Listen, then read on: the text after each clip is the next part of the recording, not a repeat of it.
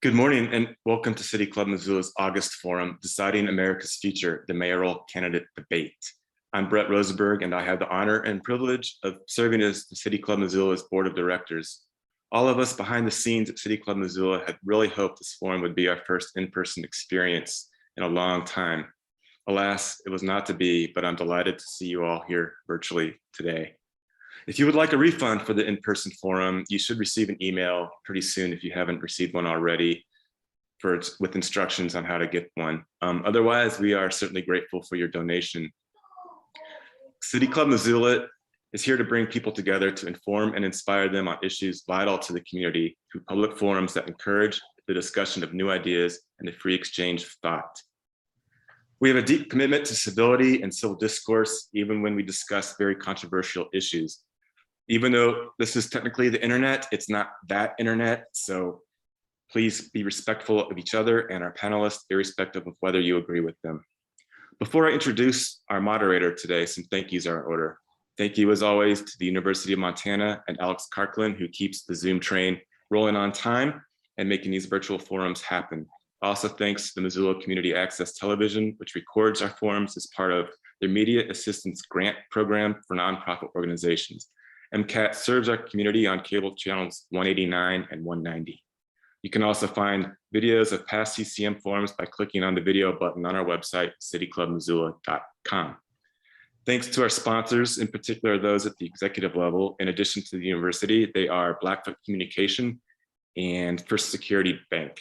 We also like to highlight some other sponsors every month. So today we want to recognize Garlington Loan and Robinson and Cedar Mountain Software. Thank you so much for your support. We're also grateful for our very diverse set of sponsors, and we invite you to join them today by going to our website, cityclubmissoula.com. And of course, thanks to our board of directors and our administrator, Eric Legbold, whose help with our forums and other things is invaluable.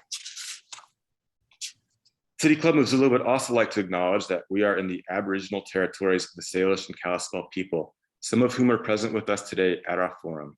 Today, we honor the path they have always shown us in caring for this place for the generations to come. Today's forum will be moderated by Tyler Christensen. Tyler is a longtime Missoula resident, taxpayer, and parent of 2 Missoula County public school students. She's a graduate of the University of Montana School of Journalism and first joined the Missoulian in 2005 as the business reporter and editor. For the past 14 years, she has helped guide community debate on important matters of public interest as Missoulian's opinion editor. Tyler will introduce our candidates. I will see you all at the break at around 12:15 once the candidates have given their introductory statements and responded to some opening questions. Then you'll have the opportunity to ask questions as well. Over to you, Tyler. Thanks so much, everybody. Thank you, City Club, and welcome everyone to this virtual forum featuring Missoula's candidates for mayor in 2021. Here's our format for today. I will start by giving a brief introduction of our 4 candidates before they each talk a little more about themselves in further detail. Then I will ask a couple of questions to help frame the tone of the forum and allow the candidates to elaborate on some of their ideas. Each candidate will have up to 2 minutes to answer. Thanks to Robert Giblin again for acting as timer. After the segment, audience members will have the opportunity to ask questions via the Zoom Q&A function. City Club volunteers will forward to me the questions from the audience to ask the candidates. And for this part of the forum, each candidate will be given 1 minute to answer and 30 seconds for rebuttal. These questions may be for just one candidate in particular or not relevant to all candidates, so not all candidates will be expected to answer every question. I understand these time limits do not allow much opportunity for nuanced responses, so I encourage each of the candidates to make your time count, staying on point and being as specific as possible. This debate will be live streamed, recorded, and the video will be posted on the City Club website. Without further ado, here are our 4 candidates for mayor in alphabetical order. First up is Jacob Elder. He is a law student at the University of Montana.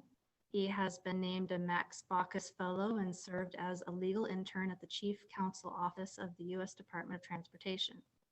Jacob was born in Liberia and came to Helena as a refugee, attending high school at Helena Capital and then joining the Grizzly football team in 2011. He is a Marine Corps veteran, having spent 4 years with the Corps. This is his first run for public office. Next, we have our current mayor, John Engen. Born and raised in Missoula, John is a product of Missoula's public school system and a graduate of the University of Montana. He has worked as a journalist and editor, small business owner, and served 1 term on the Missoula City Council before being elected mayor for the first time in 2005. He's now served 4 terms as mayor and is running for a 5th. Next, we have Shawn Knopp, who was born in Polson and raised in Missoula, where he graduated from Helena High School. He is a project manager at Montana Glass, where he has worked for the past 15 years handling budgeting, ordering, scheduling, and hiring.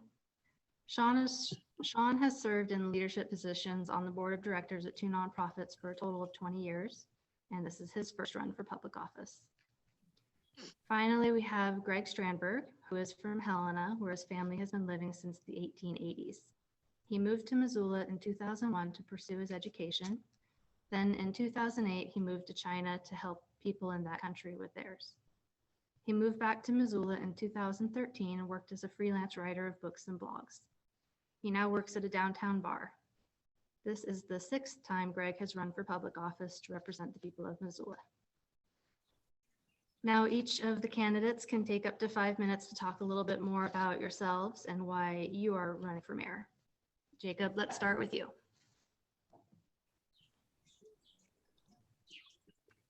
Well, I first want to thank City Club Missoula for hosting this event, and I want to thank you, Tyler, for moderating this forum. My journey to get into the stage started many, many years ago in a small African country called Liberia. My twin and I were born in a civil war in Liberia. And at that moment, our father left the family with my mother, who was a single mother, and to take care of us, all 7 of us. Life was hell. Life was hell as a child. We were homeless. We traveled from refugee camp to refugee camp, trying to find a safe place to land. The things that we saw as children, no kid should ever see in their life. Often the scene of a dead body on the street, that was normal. But going days without a meal was also another normal reality that we lived through. My mother would take off early in the morning and go out to find us a meal. Often she wouldn't get back till 2 in the morning or 3 or who knows when, with a piece of bread for us to share amongst ourselves. Often we will boil hot water and throw salt in it and to drink that. And so that was sort of our meal there as well. But throughout our time, seeing people die around us, seeing diseases consume people's bodies, and all these terrible things, we remained strong and we kept pushing because our mother and the God that I serve was guiding us and protecting us. My life changed when I was adopted. My twin and I, when we were adopted while we lived in a displaced camp, but we had a white missionary that went back to Liberia and to deliver aid. And when we saw her handing out candies, and I ran up to her, grabbed her hand, and wouldn't let go. And she tried to wiggle her hand out of mine, and I just was so fascinated with her skin, and I thought it was fascinating. I'd never seen anyone that didn't look like me at that point. So she handed me a candy, and I grabbed the candy in one hand, and I held onto her other hand. Well, eventually she asked to see my mother, and so I took her to where we homesteaded. We homesteaded under a stairwell in a rundown soccer stadium. So we went over there, and she met my mother. My mother told her to take us. Now fast forward, we're sitting on the plane, and my mother's in the terminal looking out at the plane as the plane was ready to take off out of Liberia. I saw my mother crying, not knowing really what was going to happen, but she wanted a better future for us. In that moment, I knew my life would never be the same again. I was set out on a mission to serve people. I was set out on a mission to make a change. And I came to America. I moved to Helena, Montana. They took me in as their own. I fell in love with pizza. I fell in love with the weather and the community. And life was great. I came here and played football, and then went off in the Marines and served my country in the Marines. So in the Marines, there are several things that you learn very forcefully. But one of the things that I learned that has helped me become the leader I am, that was already in me, but the Marine Corps cultivated. They cultivated my leadership skills, where I strongly believe in accountability, strongly believe in transparency, and I strongly believe in courage. I believe that it's important that a leader have credibility, but also that that a leader is transparent. So as your next mayor, I will always be truthful and transparent with you. You can also believe that I understand my responsibilities and the responsibilities of others around me, and how we go about trying to adequately serve you.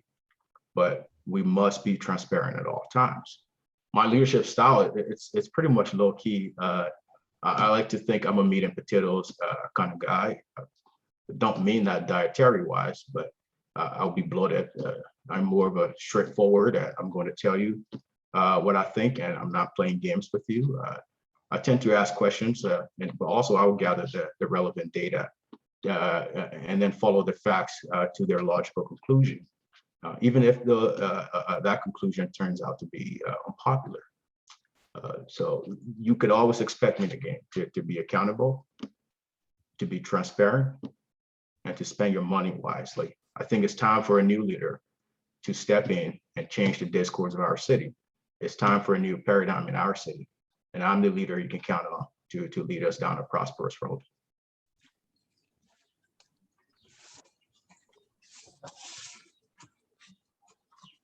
Thank you, Jacob. Let's hear from John next.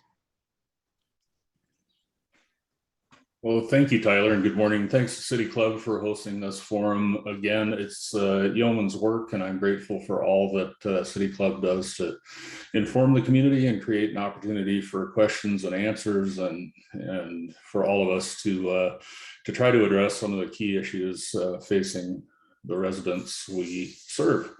I'm running for mayor in 2021 for the same reasons I ran in 2005. I believe in this community.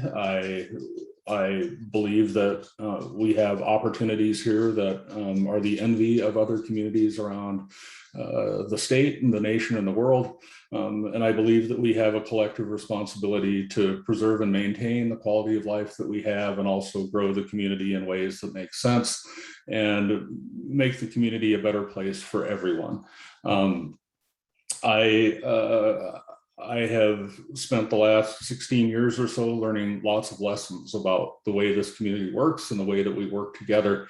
And along that journey, I've also realized that we have such an engaged community and such a thoughtful community that nothing happens in a vacuum, and that the mayor has to have thick skin while maintaining a remarkable degree of compassion. And I think what you've seen over the course of these 16 years is that I'm concerned with the details of the day-to-day operation of the city, the nuts and bolts, the A to Z of how we operate.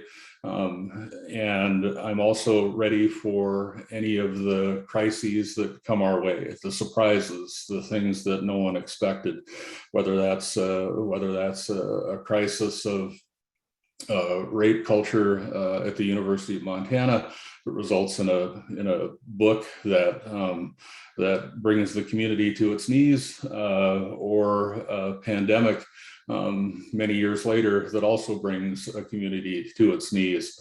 At the end of these crises, we always end up standing because we're able to work together, we're able to be thoughtful, we're able to take risks, we're able to admit mistakes, and we're able to move forward. I'm proud of the work that I've been able to do with folks in our community, but that work's not over. I've been talking about housing for the last 16 years and have been making progress in the housing arena over the course of those 16 years. The housing challenges in Missoula aren't new, but they're exacerbated by a number of things. And fortunately, we're in a position because of some actions that we took years ago to set a course so that the crisis in housing wouldn't be worse for our community. And there's much potential for it to get better. We have the only housing office in the state. That housing office created a housing policy that was approved by the city of Missoula's council. We are funding support for housing through both an affordable housing trust fund and our redevelopment agency, which uses tax increment financing to serve the broader community. And I believe that we will continue to put a dent and actually solve many of the challenges around housing today, both for folks who are looking for homes that they can afford and for folks who are living on the street. Homelessness is a critical issue in this community, as it is in many others. The difference is that we're willing to take some steps and experiment and make some investment in ensuring that those most vulnerable among us have opportunities to live in safe, decent places. It's an imperfect process, but we are marching down a path that, again, I believe will make a difference. I believe in public safety and health, and I believe that we need to have a strong police department. I believe that the fire engines need to roll on time, and I believe that we need to make continued investment there. I also believe in the work around equity, and some of the noise I've been hearing suggests that if we pursue equity as a city, that there are winners and losers. And the fact of the matter is that I don't think that's the case. I think if we are engaged in equity work, it doesn't mean that someone has to be threatened or feel persecuted in any way. The opposite is true. And equity means many things to many people, but one of the things it means for me is a kid who's attending Franklin Grade School today, for example, who may be couch surfing, who likely doesn't have an adult in his or her life who's had a college education, who doesn't know what the opportunities are. We can lift that kid up. We can expose that kid to greater opportunities. And with that, I will close. Thank you, John. Shawn, it's your turn. Thank you, City Club, for the opportunity to speak. I was hoping this was going to be live, as everybody else was, I'm sure. I am a local Missoula resident, born and raised in Western Montana. I did spend about 17 years away, moved back here in 2000. Been working at Montana Glass for the last 15 years. As Tyler said, I've been on the board of director for 20 years, eventually being president and vice president of those boards. There's a lot of things that need to be changed, I think, in this city or improved upon. The homeless issue, I think we're being very reactive, and I'd like to see us get more proactive. The deficit, I'd like to get that under check. We need to fund the police department more so that we can fight crime. Our crime rate has gone through the roof. We're almost double the national media. We need to stop the crime rate and get that under check. I think a lot of the other problems are stemming from that. So I'd like to make Missoula a safer place for our kids. I was a single father. I raised my two kids from the time they were 10 and 11 by myself. And I don't think I could do that today, the way the crime rate is with the things that I had to do to get those kids to school and stuff. So as your next mayor, I would like to improve the crime rate, work on the homeless on a proactive scale. I'd like to start a task force to work with them to get to the root of each cause so that we can actually solve the problem, because I don't think there's one blanket solution that's going to cover that.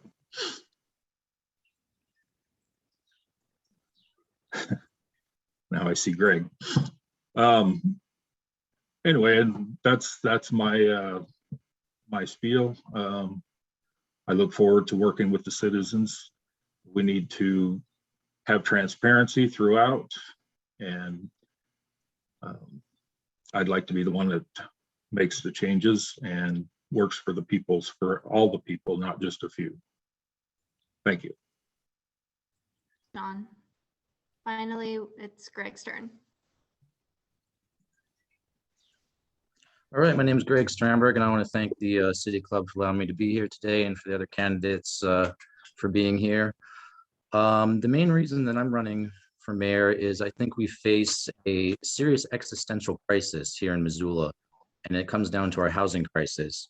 And this is a crisis that is made and designed by the city by their failed policies right now. We should be building 300 housing units a year just to keep up with our regular supply and demand. But right now we are 1,200 units behind. And these are everything from apartments to single family homes, multifamily, whatever. We're not building these. I think we're building fewer than 100 housing units a year right now. And I just don't understand why this is happening. I don't understand why the city is just dragging its feet, not allowing new constructs to happen, even though there are plenty of places in the city to do that. One of the prime spots that we have right now is the old library building downtown, which is not being utilized at all. It's just sitting there. I think we need to get that thing torn down as quickly as possible and put up another Rome style apartment building right next to it that's maybe 5 or 6 stories high. The old Rome, we built that in a year and a half for $32 million, and it houses almost 500 people. Now, if we can build another one of those in a year and a half, 2 years from now, it would make a serious dent in our current housing crisis. So that's just one area. Another area that I'm very concerned about is the city budget. Right now, we have city revenues of $190 million a year, but we have expenses of $204 million. So that means every year we have a budget deficit of about $14 million a year. Now, is that sustainable? And what can we look at in the budget that we could cut, pare down, things that are being duplicated to kind of get this under control? Another thing that we really need to consider is our long-term debt. Right now, the city is about $200 million in debt, and each year we pay about $14 million on interest on that debt. Now, to give you an idea of how big of a problem this is, our city police department has a budget of about $19 million. So in a few years, we're going to be paying more for our debt than we're paying for our police. And that's moving in exactly the wrong direction at a time right now when all over the country we see rising crime. Here in Missoula, we have a terrible problem with the homeless right now. The city's plan right now is to build 3 homeless tent camps. Last year they had 1. This year they want 3. I think next year it's going to be 6. I think we're totally moving in the wrong direction here in so many ways. We need to start having these dialogues, especially about where we want to start building housing. And that's one of the main reasons I'm running for mayor. Thanks. Thank you, Greg. Before we take audience questions, I did have a couple of general questions to get us started. Both of them are on subjects that you've just brought up, Greg. So why don't you go ahead and start with answering this first one. Okay. And that would be the fact that in a recent community survey, as in past community surveys, the lack of affordable housing has been identified as a top concern. What are your plans to address this concern? Well, first of all, I think that doing something with that library building location is key. I'm very worried that after the mayoral election is over, there's going to be a lot of talk about maybe making that affordable housing. But when the election's over, I think that'll probably be handed over to some developer from Florida so they can build a fancy new hotel and conference center, complete with a brand new art gallery beneath it, because we know we need a lot of those. Another great option that we're not considering a lot is the old Canyon River Village housing complex way outside of town, kind of on the border there between the city and the county. Anytime you drive to the airport, you can see it. It's about 250 houses, pretty closely packed together on 35 acres. That was put in the early 2000s, and it allowed about 500 Missoulians to get part of the American dream of home ownership at a very affordable price back then. We need to be building more of these places, and we need to identify areas in town. I don't care if that's a Facebook survey or however we want to do it. We need to start asking citizens, where are good locations in town that you wouldn't mind seeing a new duplex in a housing unit that's a few stories high? We need to start having these discussions in the community. Thank you for your answer. Jacob, would you like to answer the question next? Yeah, absolutely. So talking about the things that we must do to create more housing supply, it's really not enough. We need new leadership, immediate action, and measurable results. So in terms of housing, I will work with the city planning staff, the city council, planning consultants, and members of the public to rewrite Missoula's Title 20 zoning code in a way that supports the construction of more housing of all types and at all price points, while also allowing for streamlined staff review and easy, predictable compliance for members of the building industry. I will also work with leadership in the city's development services office to immediately improve planning and permit review processes, eliminate redundant regulations, and cut the many red tapes we have here. I think it's past time we focus on zoning and subdivision regulations that truly seek to protect the public health and safety, but while also eliminating regulations that create really unnecessary workloads for city staff, and delay projects and frustrate the building community. They also pit neighbors against neighbors and drive up the cost of housing. So in addition, we will seek to align our infrastructure's goals with housing goals and focus our infrastructure investments in ways that support the creation of more housing. So TIF, tax increment financing, it can and should be play a bigger role in the creation of affordable housing than it historically has. It's not really working. So focusing on this tool then to the benefit of our entire community, rather than working as a corporate welfare for the wealthy few. Further, we must continue to proactively support and work with for-profits and nonprofits, affordable housing developers, invest in CDBG funds wisely, support our local low-income housing tax credit projects, applications that offer meaningful. We're out of time for that question. Thank you. Thank you. It is John Engen's turn to answer the question about affordable housing now.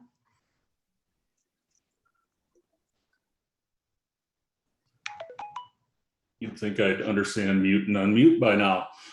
Thank you. So as I suggested before, we've been engaged in housing development for a very long time here at the City of Missoula, and under my watch, we've not only rewritten Title 20, but we're in the process now of rewriting that zoning code and moving toward a uniform zoning code that should actually streamline both our processes and our regulations. We have invested in staff to ensure that we can move that process forward and really modernize what we're doing. The City of Missoula doesn't build housing. The private sector builds housing and does so in partnership. A couple of things to note. One is that the City of Missoula has permitted more than 600 residential units so far this year. So we actually are moving along, but we're not moving along as quickly as we'd like to.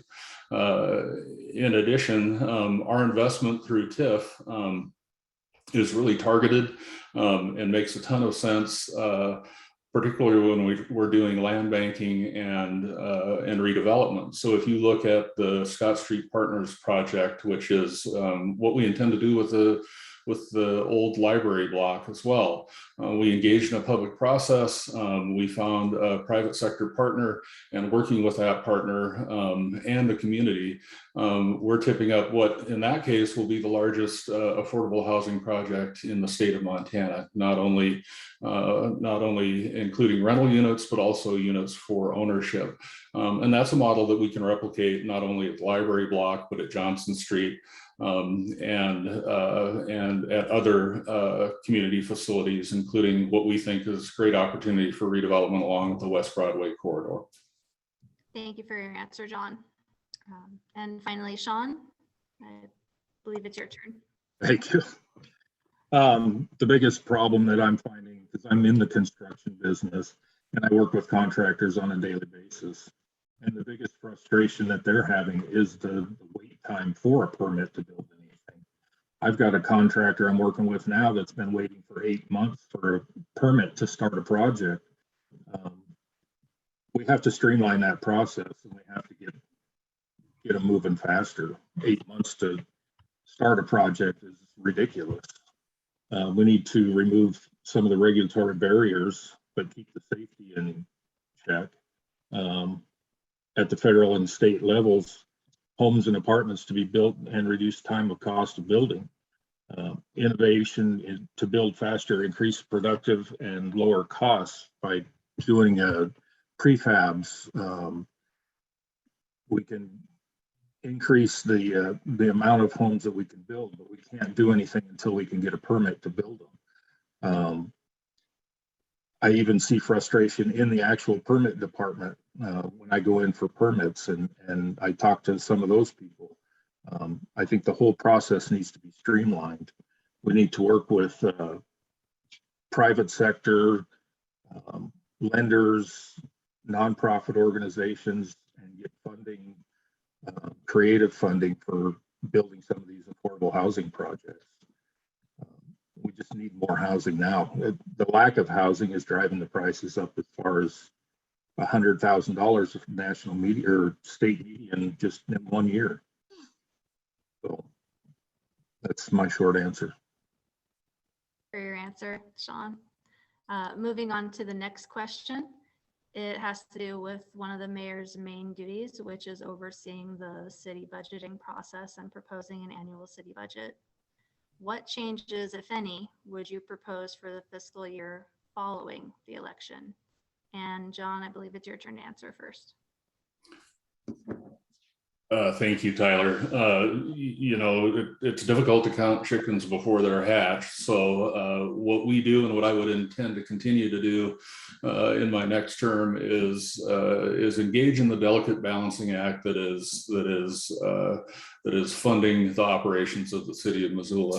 And it is a balancing act, and it's a challenging one, and it often brings lots of opinions to the table, and I'm grateful for those. But the fact of the matter is that I am asked relentlessly for more, not less service. I'm asked for those services to happen in critical areas that are operationally expensive, but I also think essential. And we live in an environment where we have an antiquated tax system in the state of Montana, and a reliance on property taxes that's fundamentally unfair.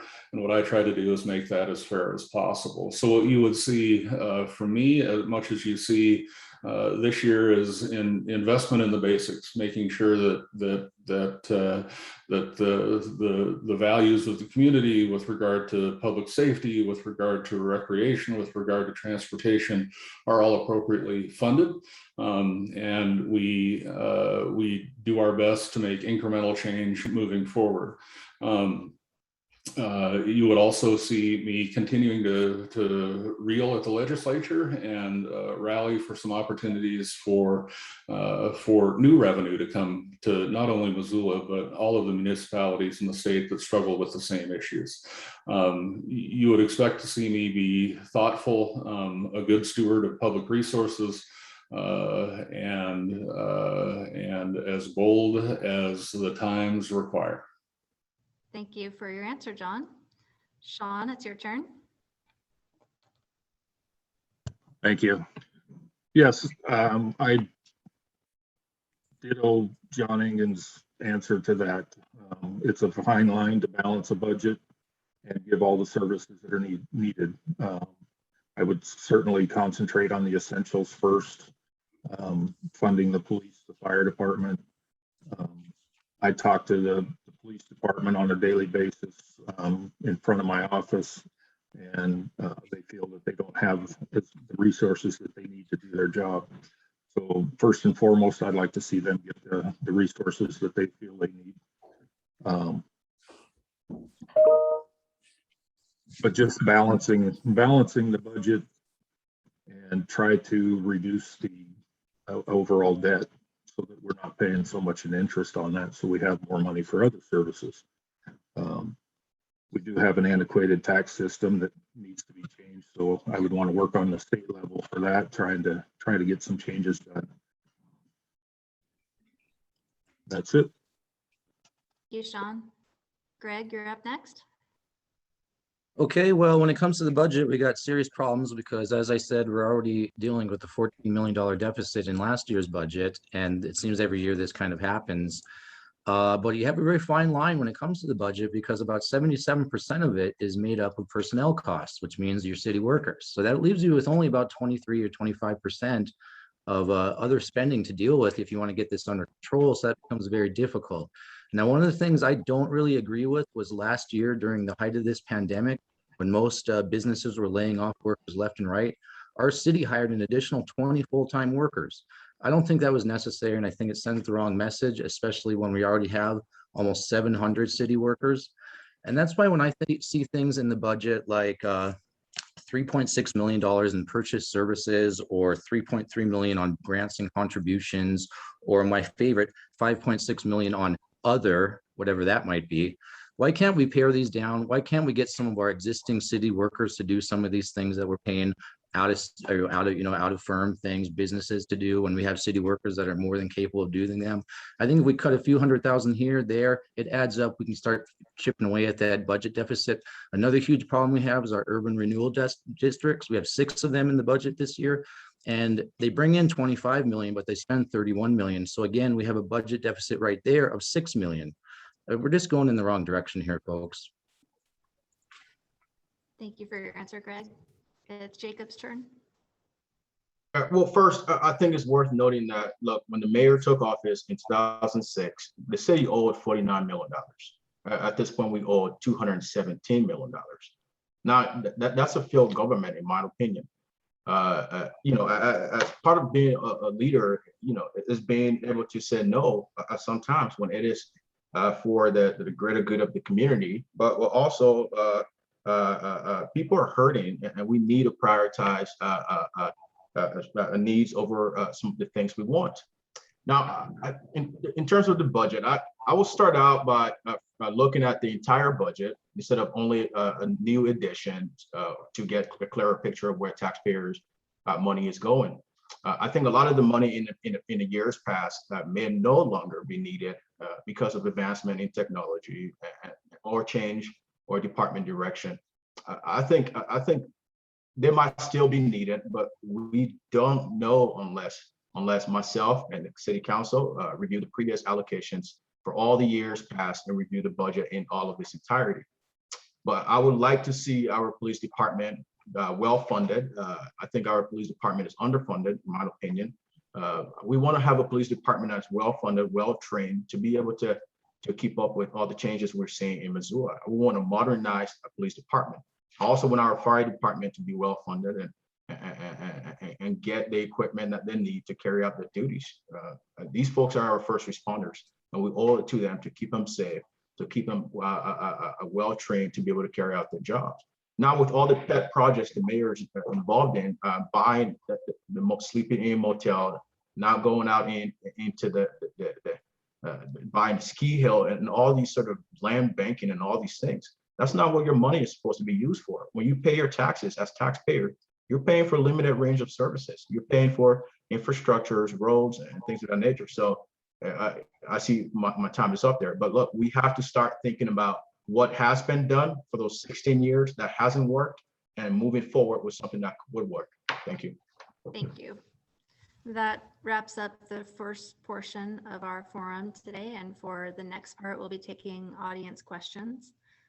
You'll have 1 minute to answer. And if you'd like to offer a rebuttal to anybody else's statement after you have spoken, please just signal to me and I will call on you as I'm able to get to you.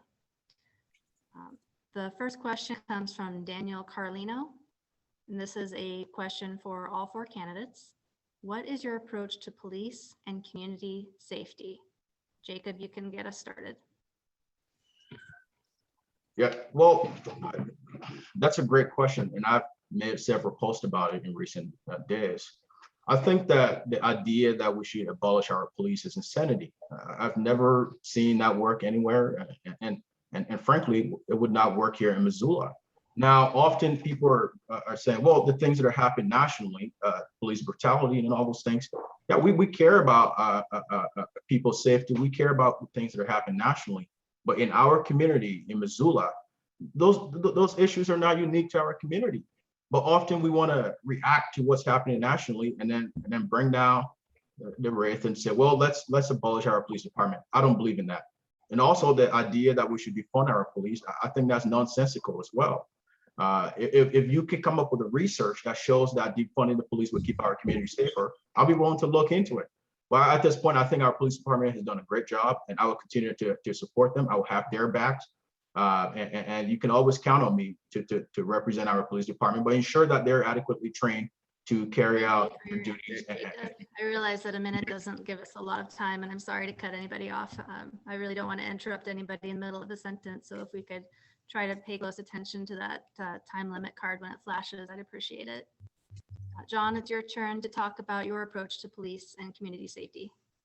Thanks, Tyler. So over the course of the last 16 years, I've been an advocate for police funding. When I was first mayor, officers at the city of Missoula were among the lowest paid in the state compared to peer cities. And during our first set of contract negotiations, I leaned in and worked with the police chief and our collective bargaining unit to ensure that those folks were brought up to market rate as quickly as possible. We were training people and then having them walk across the street. So currently we're at or above market, and I think that's significant. What we pay people has a lot to do with whether we attract talent and whether we keep talent. Second, I think if you look at the noise last year around defunding police and what I did in response to that noise, you'll see leadership. We funded additional officers, we funded additional training, and we took the right steps to do the right thing at the right time. Thank you. Now it's time for Shawn's response. Yeah, defunding the police is a ridiculous idea, and the tides are changing. If you look at the East Coast and the West Coast, they're starting to realize that that's a bad idea, and it's swaying the other way. We are Montana. We're not the Wild West still, though, so we need to increase the police force, have a zero tolerance for crime. Is the only way that we're going to move forward with a safe city here. Thank you. And Greg? Well, in 2020, we gave the police about $18 million in the budget. Last year, we gave them an extra $1 million. And this year, they're asking for about $2 million more. I hope the city council gives them all they want. They want things like some equipment to help protect them against fentanyl. They want some new vests. They have a few other things. I think most of these costs are completely justified. And I just hope that the city council and the mayor don't kind of undercut some of this funding like I think they did last year when they wanted a few more officers than they finally got, because we are expanding the boundaries of the city, getting out to the airport. We need to fund these people. They got a hard, tough job. Homeless problems only increasing. And these people are frontline folks that are dealing with this every day. Thank you. I don't see any hands raised for rebuttal, so we'll move on to the next question from the audience. And this comes from Pete Talbot for Greg Strandberg. It says, you are an anti-vaxxer. How would you deal with the current surge of COVID-19 in Missoula? Well, I'm not sure there is a surge of COVID-19 in Missoula, really. We haven't had a death from COVID in Montana since the end of June. I think most people are safe. I work at a busy downtown establishment, and people are close together all the time, having fun. A lot of people are getting sick. I think it's kind of overblown. If people want to take the vaccine, hey, go for it. There are a lot of places open for you, but I don't think we should ridicule or browbeat the people that still have questions about this this experimental gene therapy vaccine that hasn't quite been approved by the FDA yet. Thank you for answering that question. With no rebuttals offered, I'll ask the next question from John Engen. It says, as many of us retirees, we have just received our increased tax valuation, which will result in a large increase in our property taxes. He says his own property taxes have increased as much as 30%. Living on a fixed income, this continuing increase makes it difficult to stay in the city that he loves. How are you going to propose a way that this can be rectified? And let's start the answers for all the candidates with John Engen, please. Well, thanks, Tyler, and thanks for the question. And it's one that I hear a lot. are folks getting priced out of this place they love by virtue of the fact that that we're to a certain degree victims of our own success. Rising property values, generally speaking, is a good thing, and I think if they were going the other way, we would have a series of additional challenges. But again, we're back to this antiquated tax system. And if there are some ways that we can diversify our revenue stream, that local option sales tax that's deployed in smaller communities around the state to great effect would be a boon for Missoula, and we'll continue to advocate for that at the legislature. In the meantime, I am holding levies flat this year, held levies flat last year, and any time that I'm in a position to do that, I will. In addition, low-income property owners do have access to some abatement programs, and contacting Marty Rabine at the city clerk's office can get you on that path to get some help. In a number of cases, we've been able to give folks some relief who are retired, again, on a fixed income and struggling to pay that tax bill. Thank you. Shawn, could you please take a turn next? Yeah, 2 years ago, I got a surge of customers that had me come out and work on their homes so that they could ready them for sale because they couldn't afford their taxes. That was the kick in the pants to start running for this office. I think the program that John was talking about, I believe it only helps on homes up to about $220,000, which is very few houses in this town.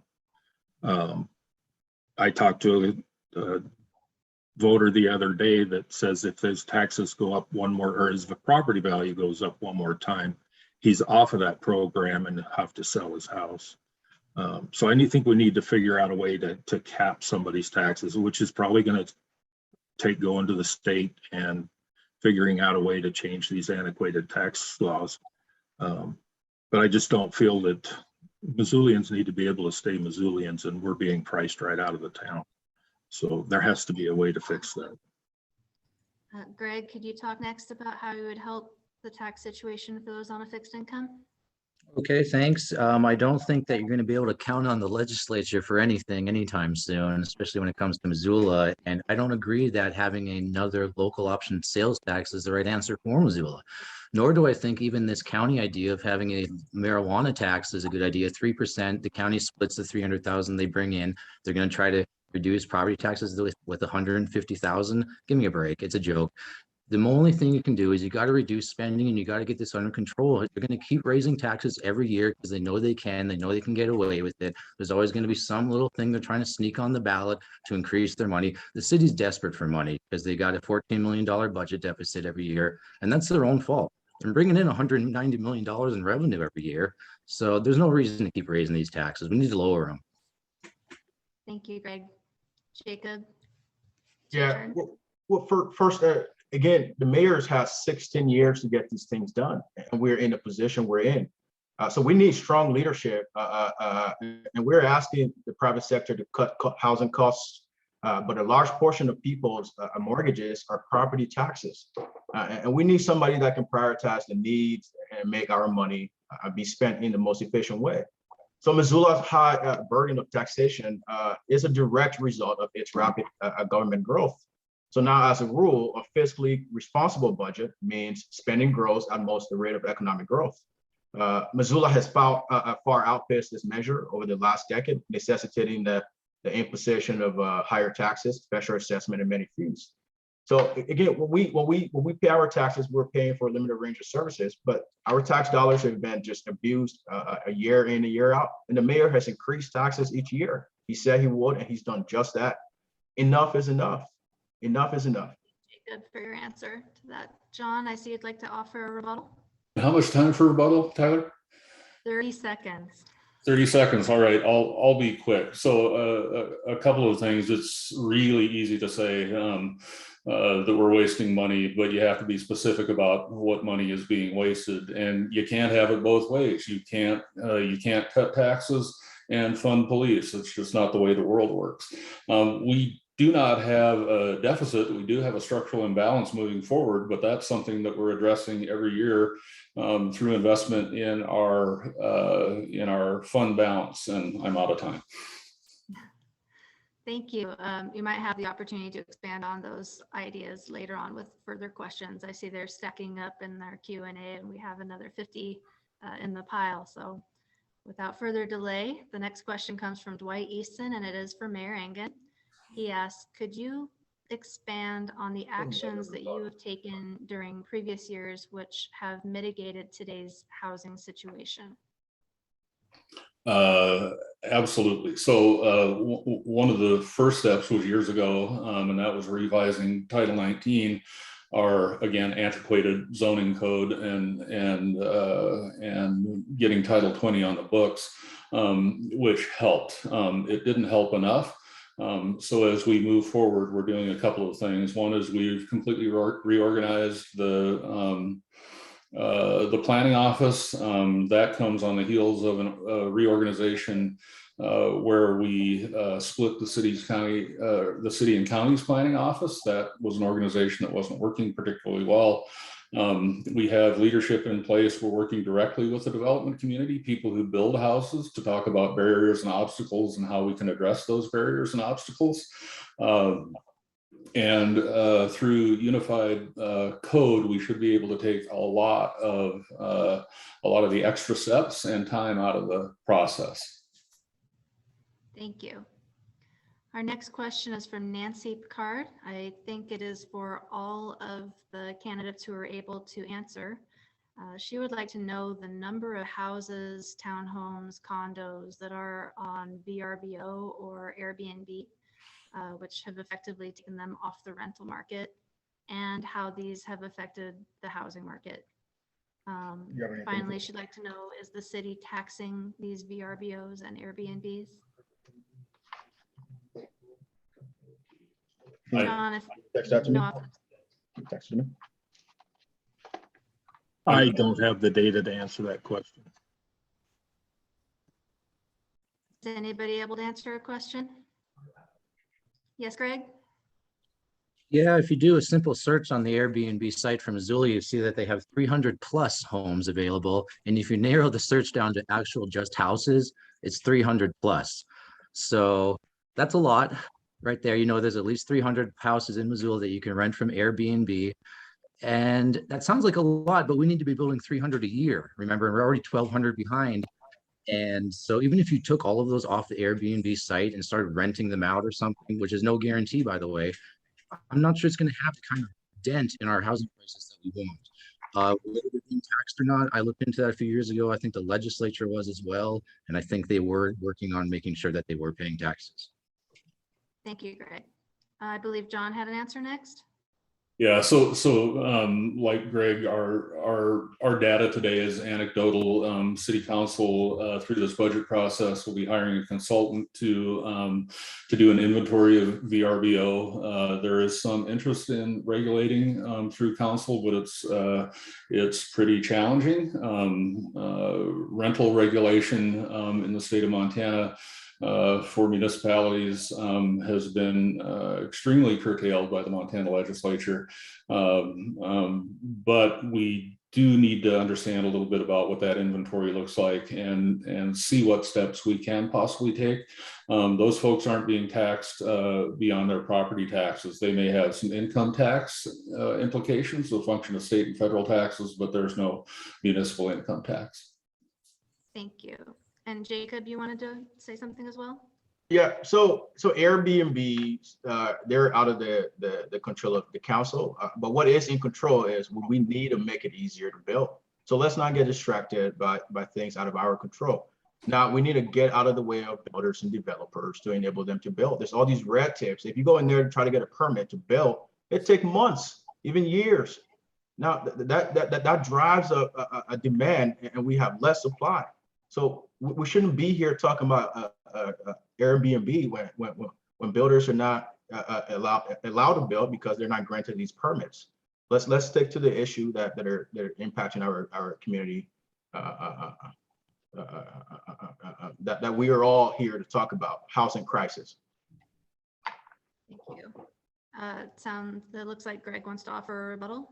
Yeah, I just have to say one in response to the mayor. I don't think hiring another consultant for $30,000 is really the right answer. I'm sure they'll probably come from Florida. We have a level fare with consultants from Florida. They redesigned our downtown master plan.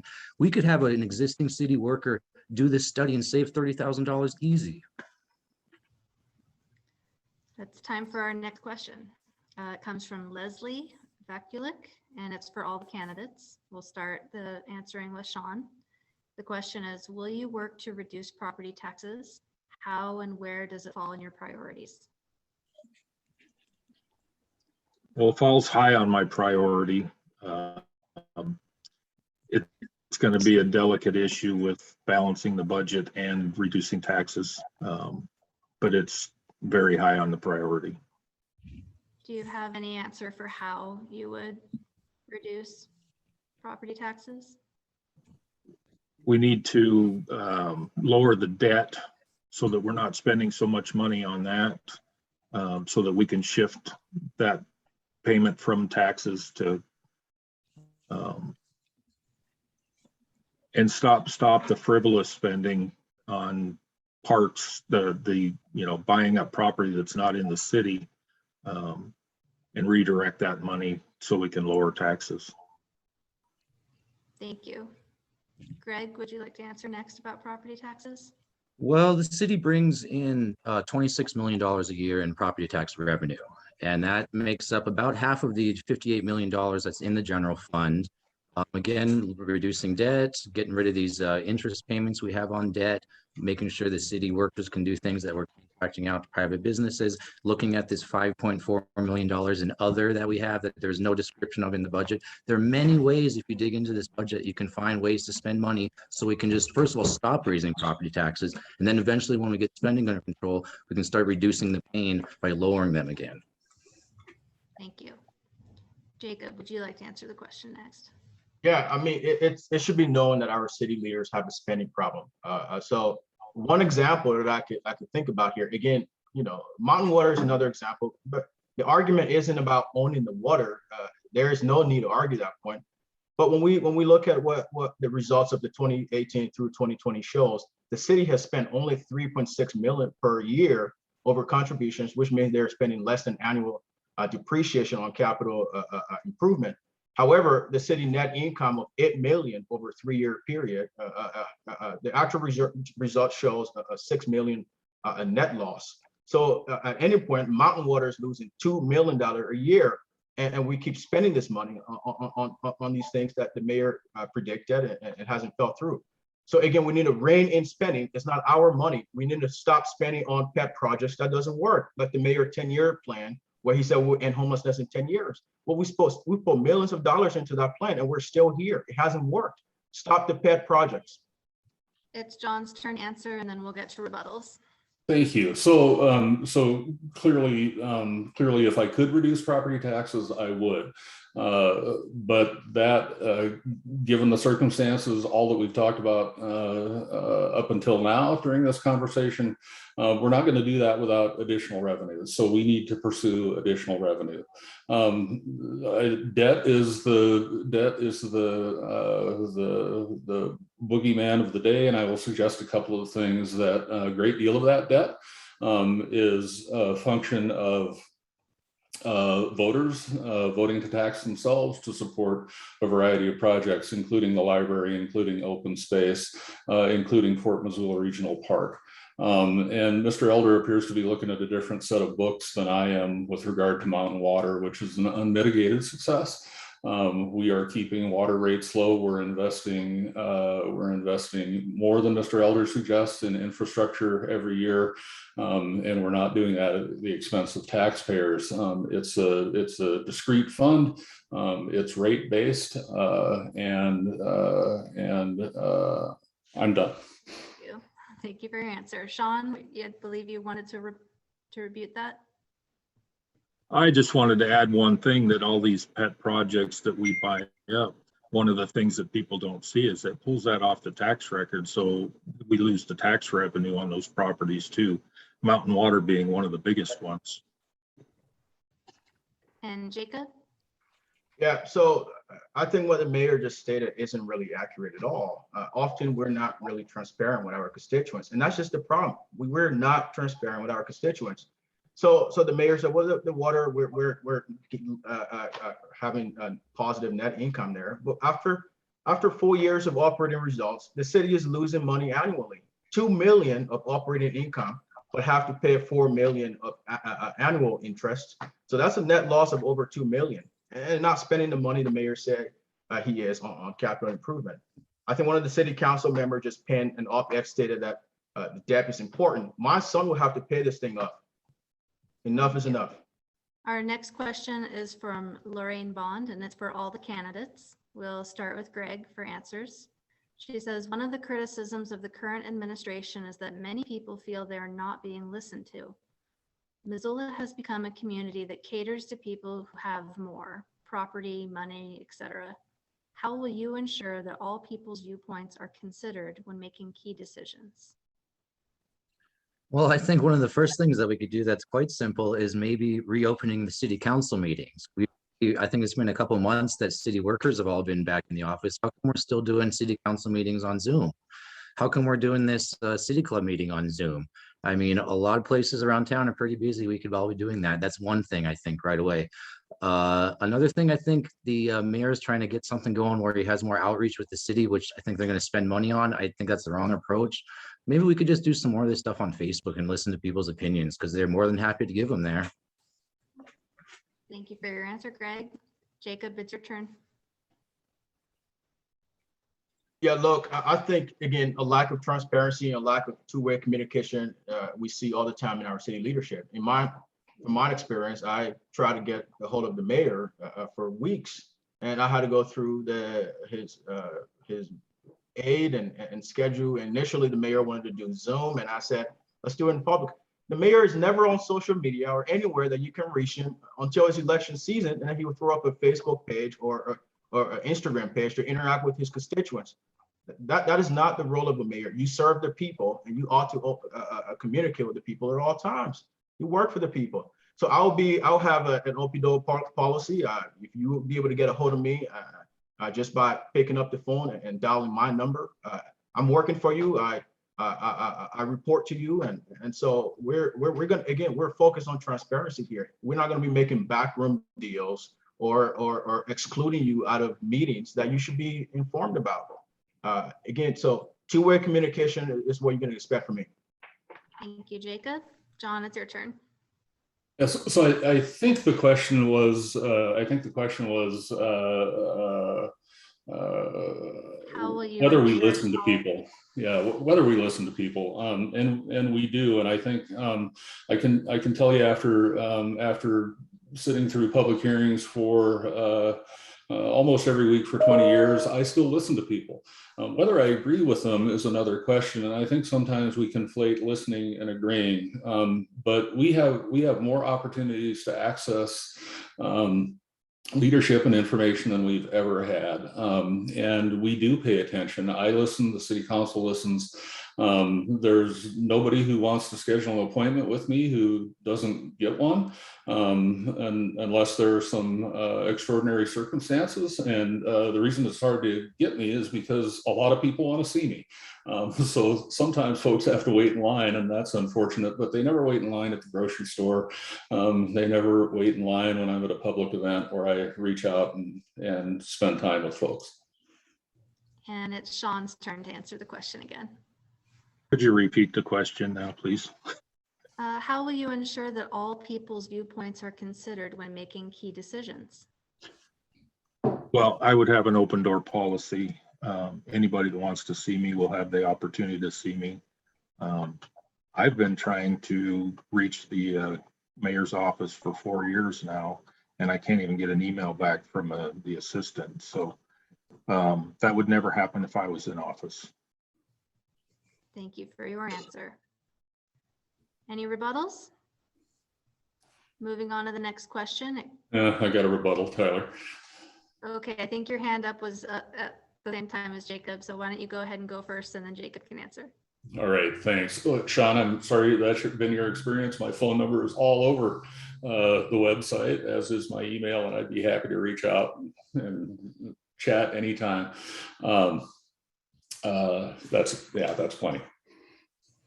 Jacob, Yeah. your turn. So again, we're here. It's election season. We're on Zoom. We're talking about why we deserve this job. So the mayor keeps saying, "Well, I'm reachable." That's just not the case. I've spoken with hundreds of Missoulians that share the same issue, where they cannot get a hold of the mayor when they need to. That there's all these barriers between the mayor and his constituents, and I don't believe that that's what transparency is or what a good leadership is. So you can always expect me to communicate with you when in times of needs. Again, an open door policy. Let's be honest with the people here. Thank you. Our next question is from Jerome Dernberger for all the candidates. A subset of the homeless community is the transient one. This group are very visible throughout the downtown area and have gotten worse over the years. What will you do to solve this problem? We'll start with Jacob. Well, thank you. Again, our homeless issue, it's really a human issue, and it's multifaceted, and it takes a lot of looking at all the moving parts to put a dent in this issue.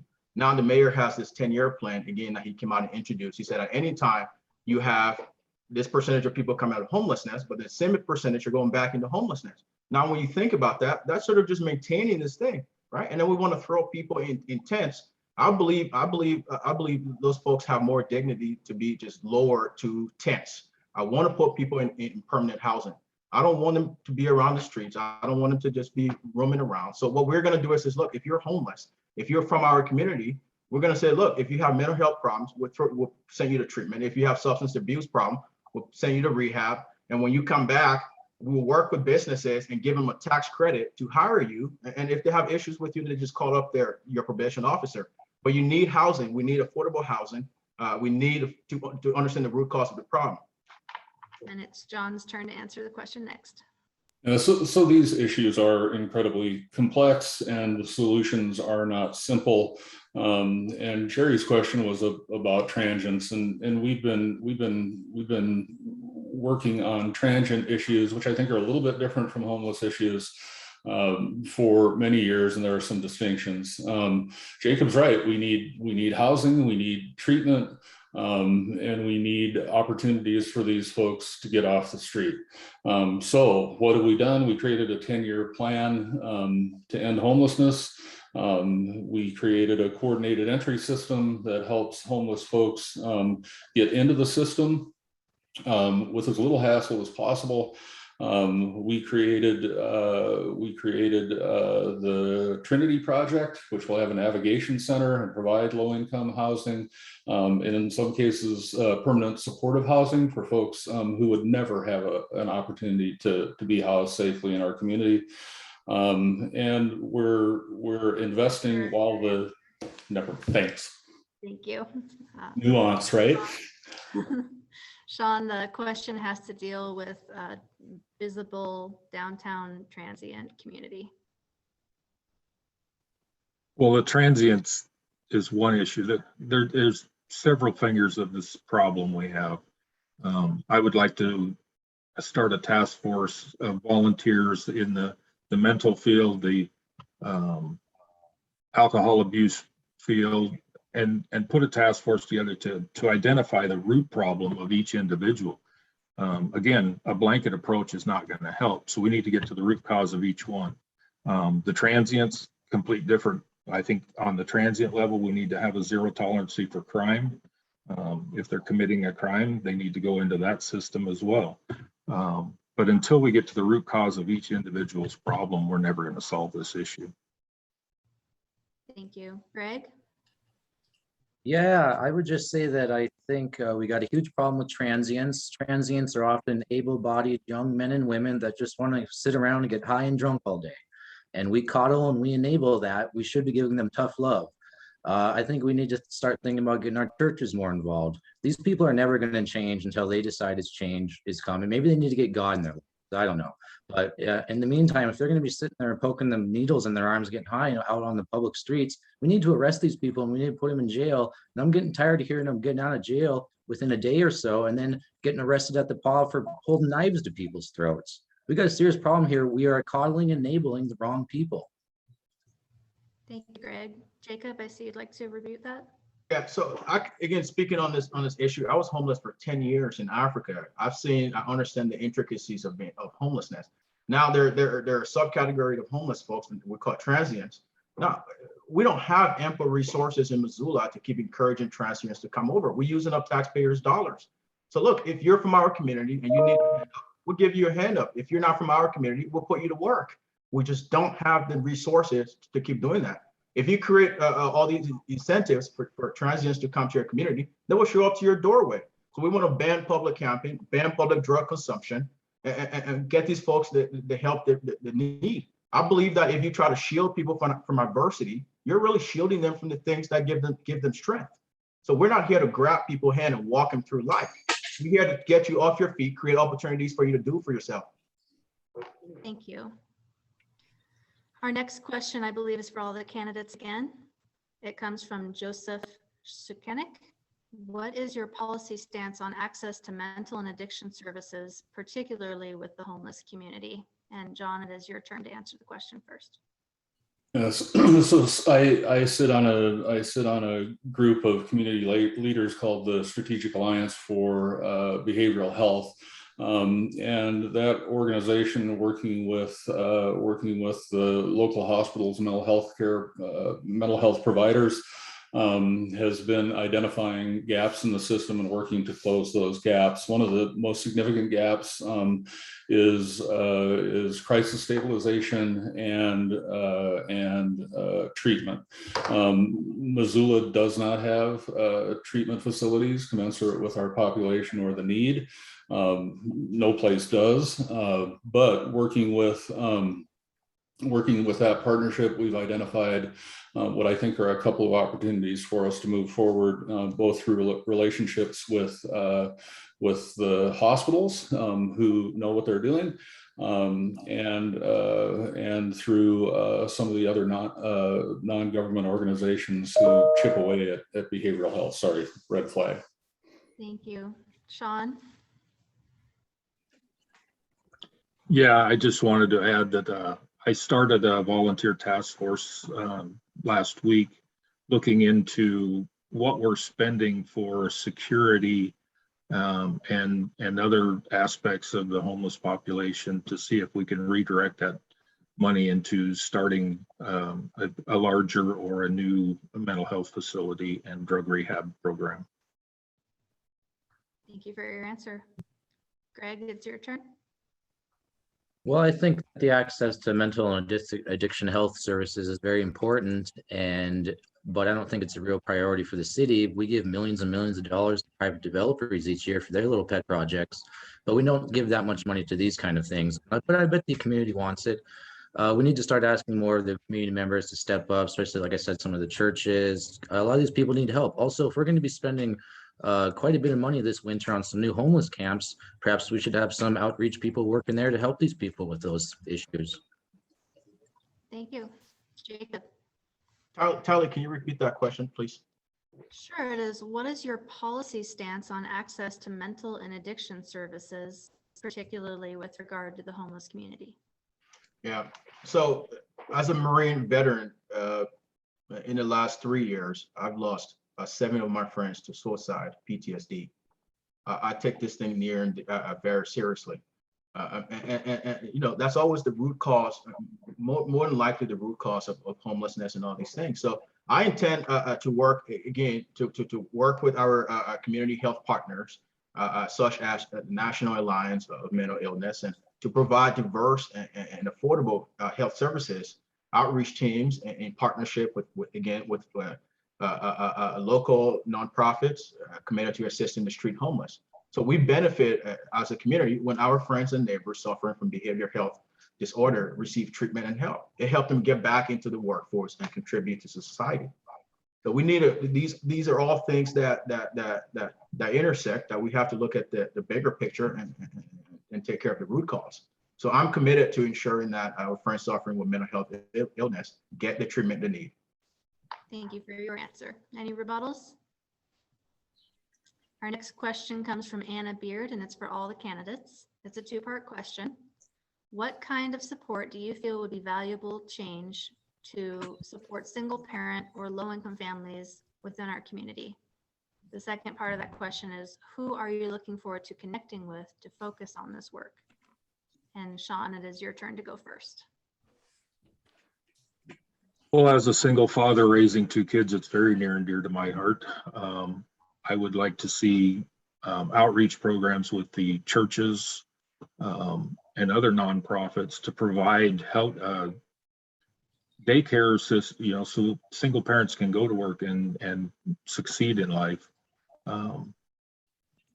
They need a lot of help. It's a very hard job to raise a kid as a two-person family, let alone a one parent.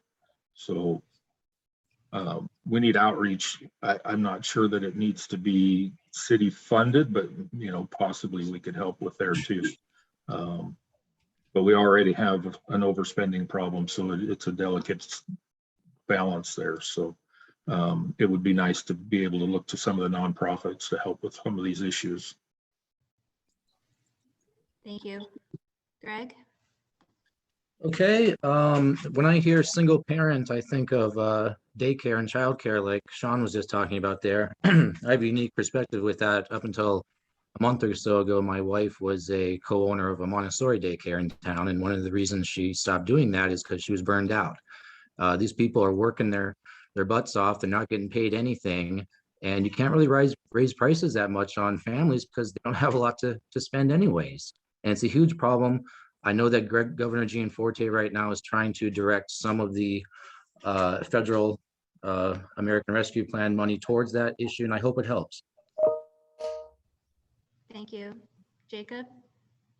So as a child, as a person that grew up with a single mother in a war-torn country, I empathize with single parents. I understand. I going to school, seeing some of my classmates, the kids to school, I empathize with those folks. And so one of the ways we can help here is really by lowering housing costs, by allowing more development, and lowering taxes, because that hit the single parents the hardest. We can do this with greater efficiency, not cutting services. So again, we want to work with say our university system, our employers, to ensure that our single parents can be able to work and go to school and still be there for their kids.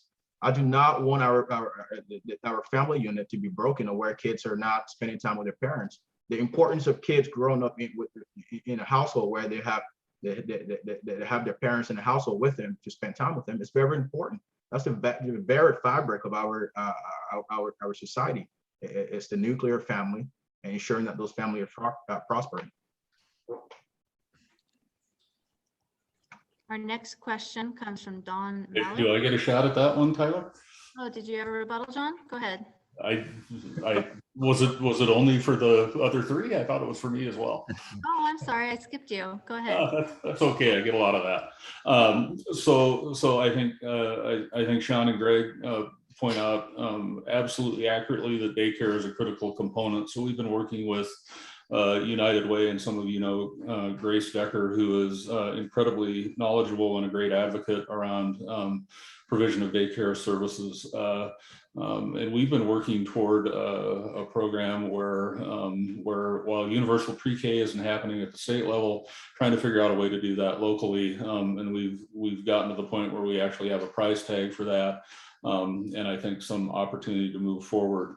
Through the pandemic, our Parks and Recreation Department stepped up and provided some daycare in the form of after-school recreation programs, and we continued that through the summer.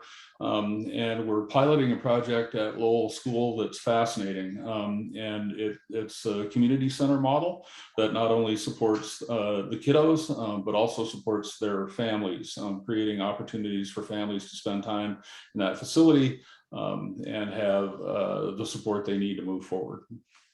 Thank you. Jacob? The mayor is talking about all these projects. Again, one of the things that I think about is we're trying to compete with the free market enterprise or our nonprofits. The YMCA has done a wonderful job. I went there and spoke with their director, but yeah, we were trying to compete with these folks, and by building these community centers And that's not the goal of that's not the role of the government. We create opportunities for people to prosper. Let the private sector handle these issues and stay out of the way of the free market enterprise. John.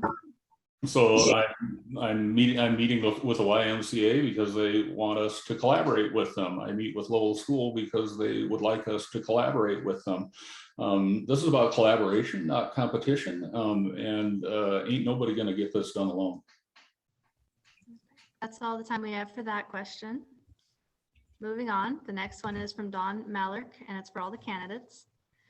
Would you support and execute a policy of having a citywide vote on all acquisitions over $100,000 prior to purchase? This would include the cost of purchase, the intended use, and projected future costs such as maintenance. And Greg, I believe it's your turn to answer it first. Yeah, that's a good question. I think that's kind of a low amount to put any kind of ceiling on.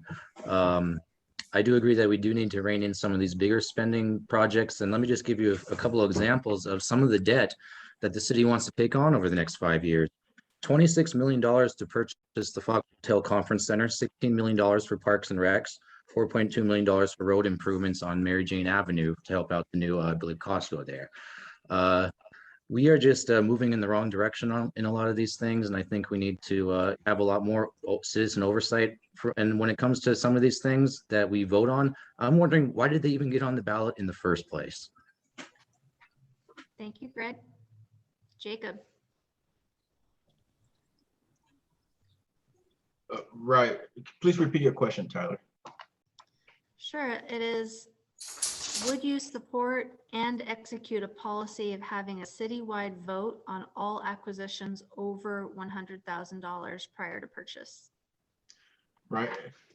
It's hard to put my finger on that number and what that entails. But what I do support is full transparency at all times. I do support our community participating in all of the dealings of the city. Now, when you start excluding the community out of those decision-making processes, you sort of making these backroom deals, and that's hurt our city for years.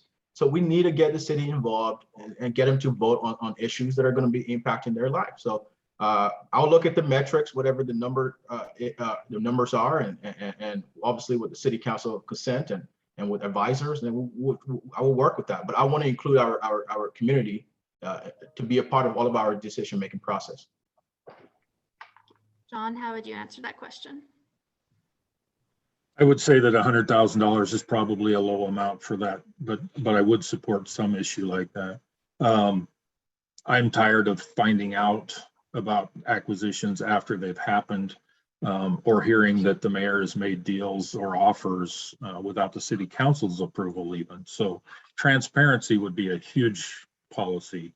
Everybody should know what their money is being spent on. And John, would you support a policy and vote? No, yeah. The short answer is no. The longer answer is it costs about $80,000 to run an election. So if we start making budgeting decisions through referenda, I think that's an incredibly inefficient way to run a government. There is an important referendum, and it's coming right up. And it's coming right up, and that's who you support in the mayor's race. Do you support somebody who you trust to be a good steward of resources? And if folks don't trust me to be that steward, if folks don't trust the Missoula City Council to be that steward, they have an opportunity to vote for someone else and make some different choices.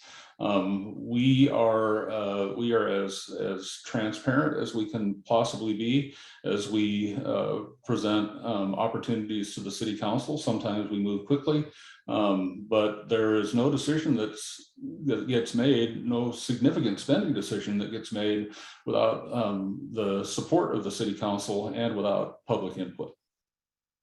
Greg, you had a comment? Yeah, I think that's kind of a little naive there, because we're spending $114,000 for this mayoral primary election, which is just a waste of money. We didn't need to spend that. We had 4 candidates running for mayor a few years ago, and we didn't have a primary. And Jacob would like to say something. Yeah, it sounds like the mayor is saying that democracy is too expensive. we can always ask the voters about big projects. And if we can't afford that, then we shouldn't be buying that particular asset.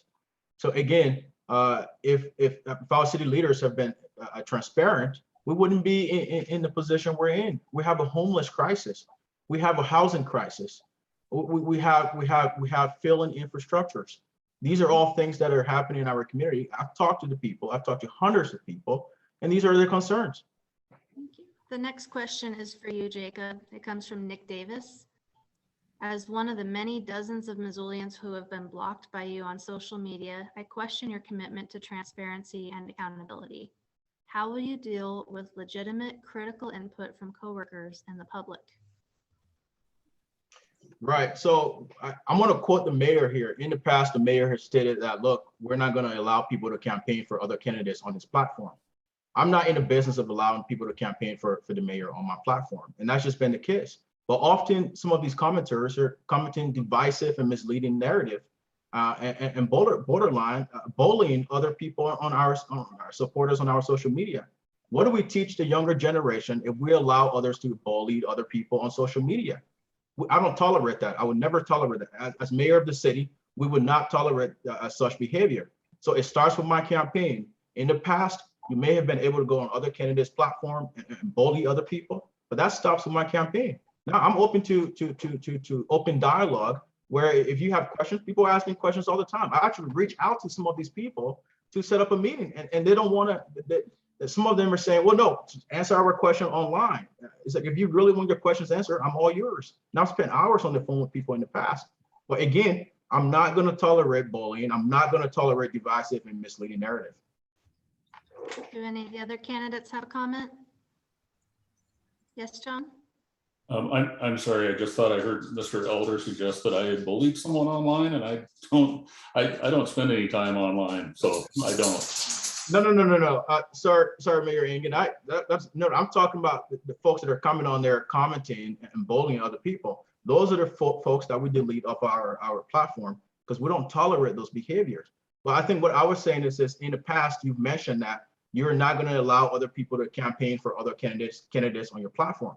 And so I'm just living up to the standard you've set, Mayor. I'm not in the business of allowing these folks to come there and campaign for you.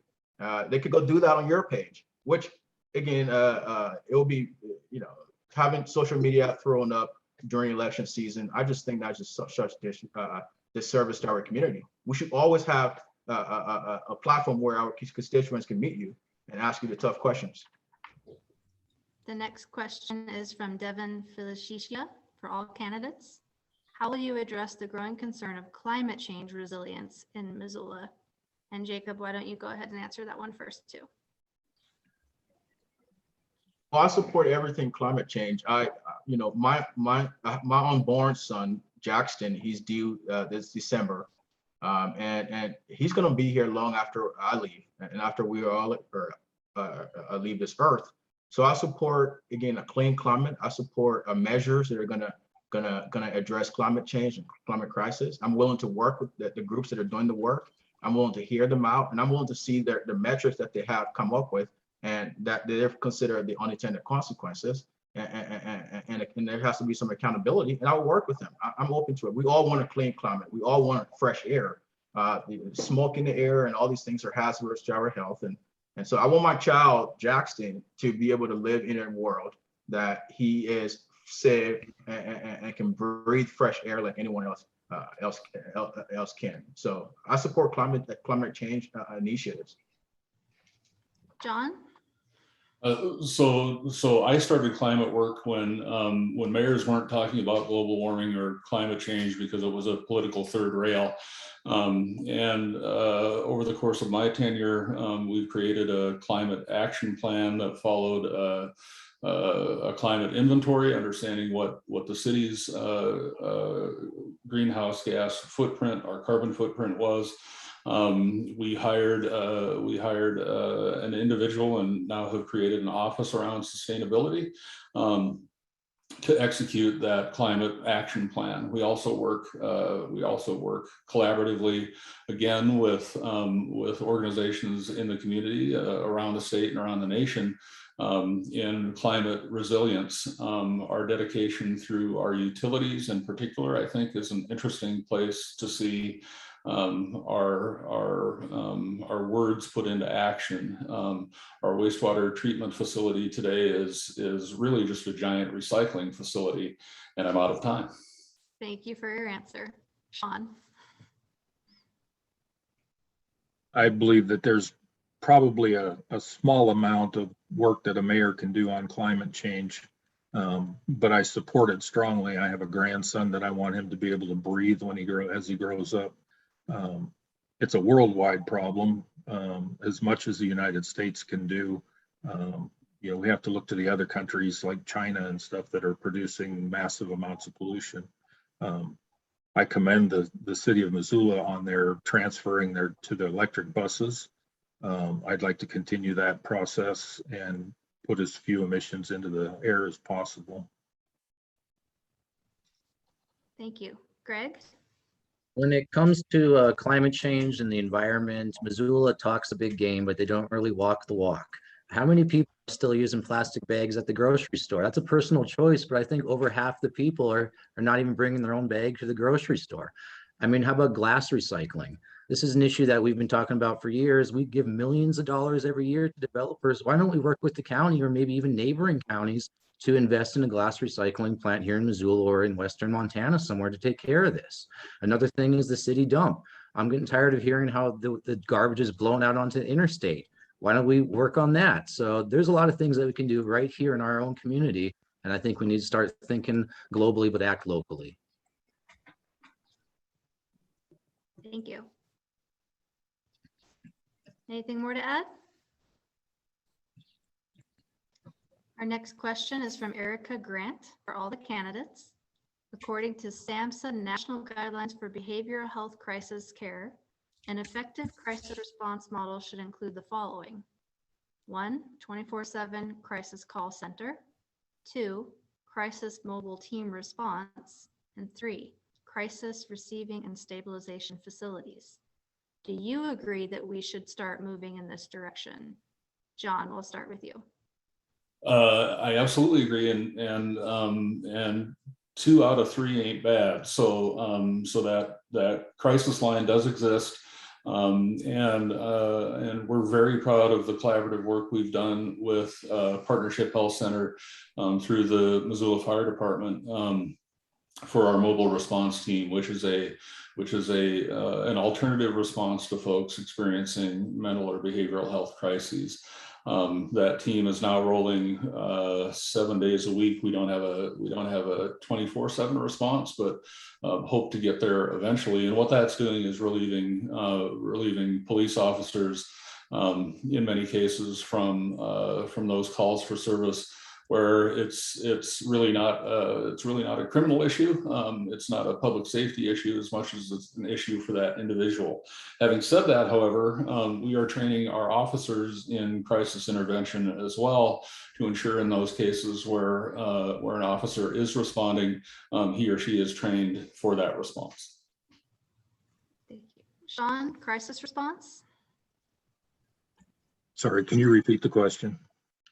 Do you agree that we should start moving in this direction? And it was having to do with the guidelines for an effective crisis response model. Absolutely, we do. We need to expand on what Mayor Engen has already talked about. It's already in place. We just need more staffing so that we can get it 24/7. Thank you. And Greg? Okay, yeah, I'm not that familiar with this because I think it's a new unit. I know that we're spending $450,000 next year with police mobile crisis response unit.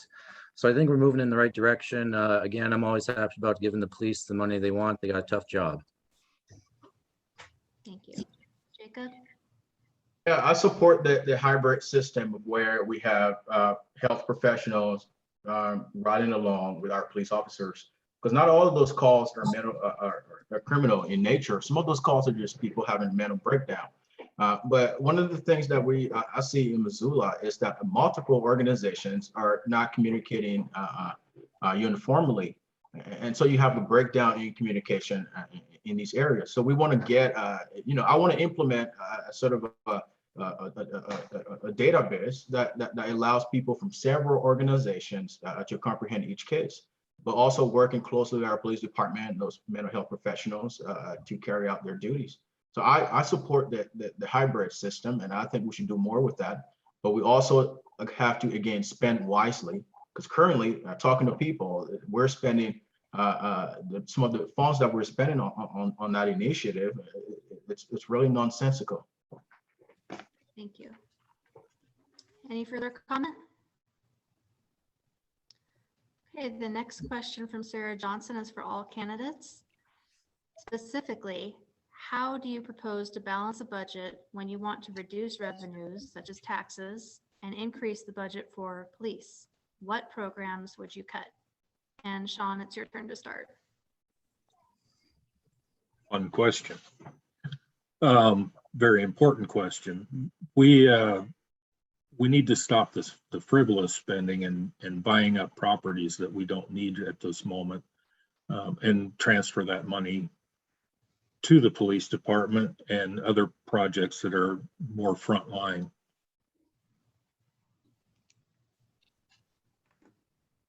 Thank you.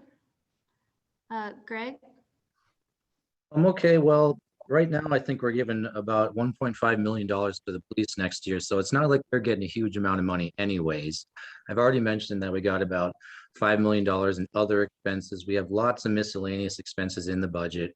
We have tons of city workers that are overlapping with other things. There are plenty of things to cut.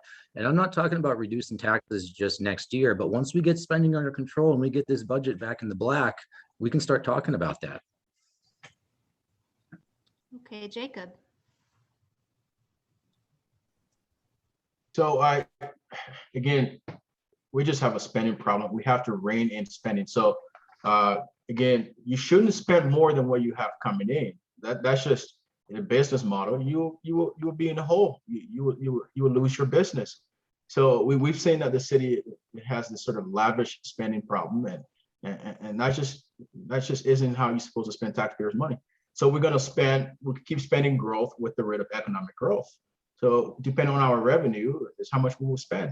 But currently we have a large city government where you have 686 plus people, and we're allocating about $77 million a year to pay our employees and their benefits. That's a lot of money. Why do we have such large government? So we have to, again, look at those different areas, look at the different pet projects the mayor have been involved in.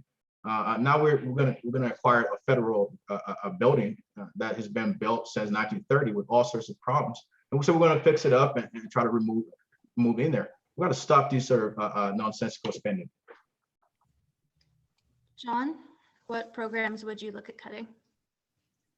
So you see my budget and you see that I am not proposing cuts. And I think it's important to recognize that statutorily, the city of Missoula has to present a balanced budget. Our budget is balanced every year. That doesn't mean that we don't have debt. We are also statutorily allowed to have debt. But what the city council has in front of it is a balanced budget where revenues and expenditures meet. Over time, some of those ongoing expenses, however, will not be covered by existing revenue, and we're going to have to deal with that. And we can deal with that a number of ways. I believe that as we grow our tax base, we had a remarkable growth in tax base this year, both inside and outside of our TIF districts. And I believe that growth will assist. We're also capped by the legislature at increasing mill levies by half the rate of inflation over a 3-year average. So this notion that we're actually keeping up with inflation is also inaccurate. Thank you. Shawn, did I see you had further comment? Yeah, I just wanted to add that, it's taken us a decade to get in this hole, so it's not going to be an overnight solution. It's going to take time to dig us back out of this hole. And Jacob? The mayor said, well, we have a balanced budget. Now, having audited financials doesn't say you are, in fact, operating the entity efficiently. It just states that you are properly reporting the accounting results. And those results clearly show that we are losing money each year and not spending the amount of money on capital improvements and in other areas that we need to spend. So again, efficiency and leadership is something that I learned very much in the Marine Corps. So there are things that I think people want, but there are everyone wants to have a safe community, affordable community. And so let's talk about those things and be transparent with people. Jacob, the next question is for you. It's from Ben McKee. Last year, you were vocally supportive of the Black Lives Matter movement, attending a Black Lives Matter rally in Missoula, using slogans associated with the movement and expressing your intention to bring those values to the office of mayor. Recently, you have reversed your position and stated that you stand against Black Lives Matter. How would you respond to the perception that you are changing your positions on important issues mid-campaign for political expediency? Yeah, short answer, that assertion is false. I've never, ever pledged allegiance to Black Lives Matter. Now, the killing of George Floyd, when I saw that, I was taken aback, and I wrote an op-ed talking about community togetherness. But I also went out there to protest, peaceful protest. It wasn't in the name of Black Lives Matter. It was just saying, look, we need to share light on some of these things happening. But with more research into Black Lives Matter, you will find out that the group does not have America's best interest at heart.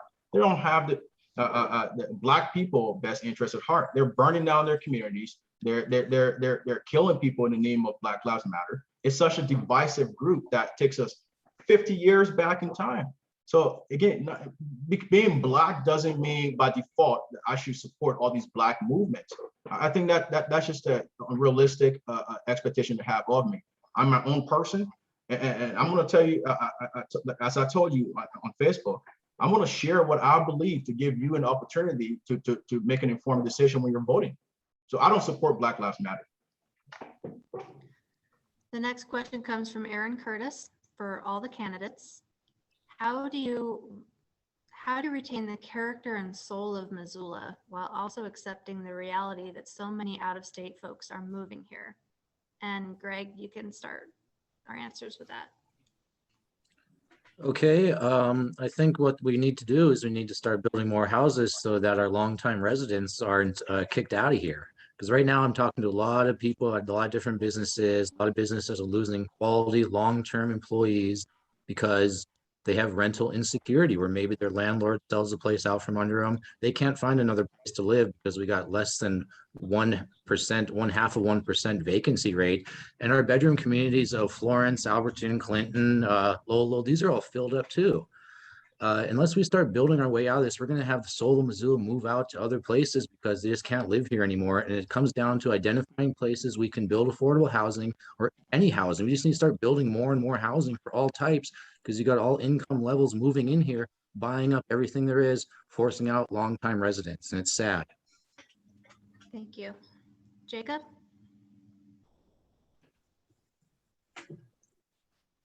Oh, please repeat the question, Tyler. How do you retain the character and soul of Missoula while also accepting the reality that so many out-of-state folks are moving here? Right. So Missoula wouldn't be Missoula if we allowed all people to move to Missoula.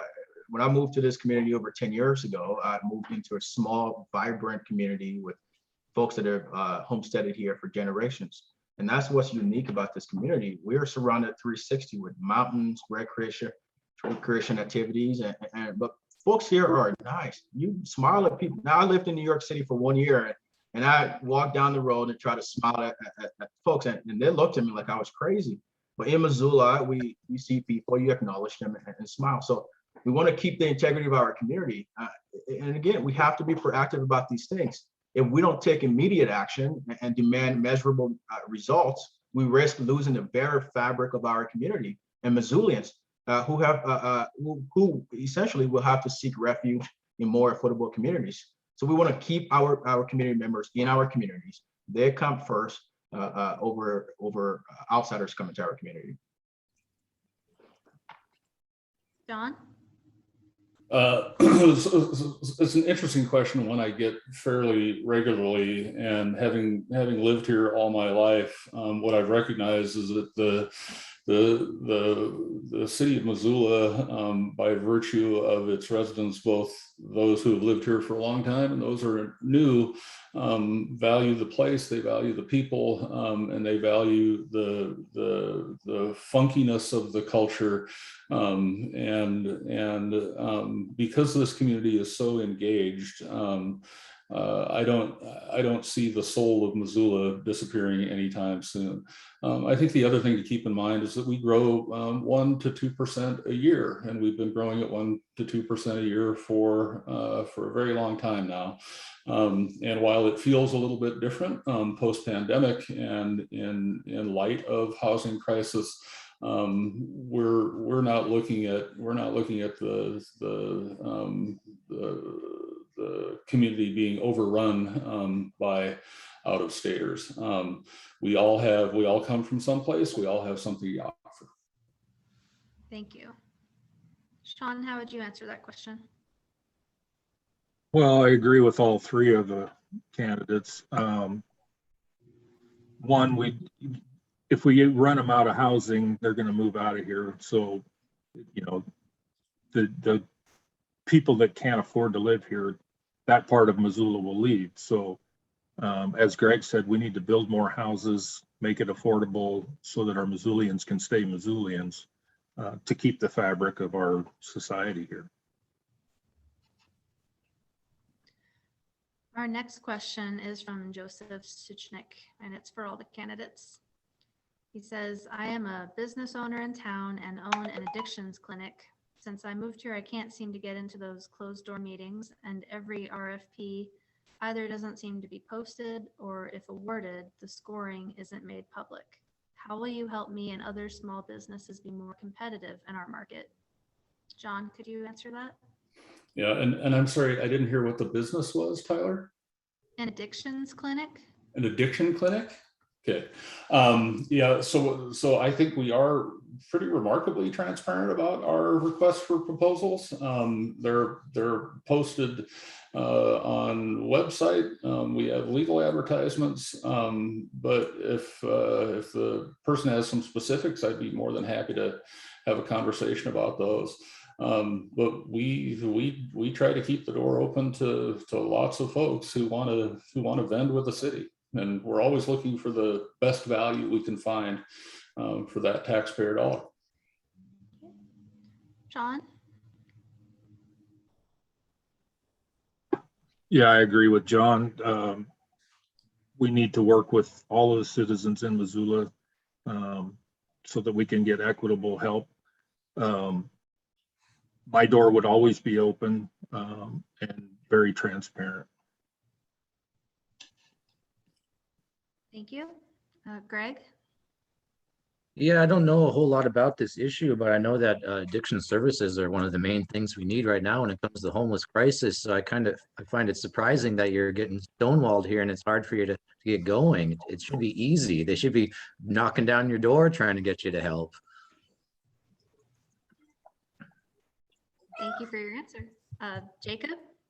Yeah, Joe, thanks for that question. And I've spoken with Joe on several occasions, and I hear your demands, Joe. We owe you more as a city. Now, from my research and talking to people, the mayor stopped working with our Chamber of Commerce a long time ago. Now, so I will come in here and work with our Chambers of Commerce to ensure that our local businesses are prospering. And so I strongly believe that our local businesses are the backbone of our economy. So, and they're desperately trying to hire people currently. And while the business property taxes are likely to skyrocket when they receive their tax bill that last week in October. So that's just before the general election. So as Missoula's next mayor, I will encourage our businesses to stay in town. I will implement incentives such as tax credits and exemptions to ensure that they prosper, which then would likely keep our local businesses booming.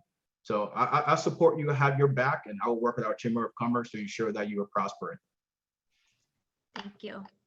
I just want to make a note at this time that we have about 10 minutes left in our forum today and only time for a handful more questions.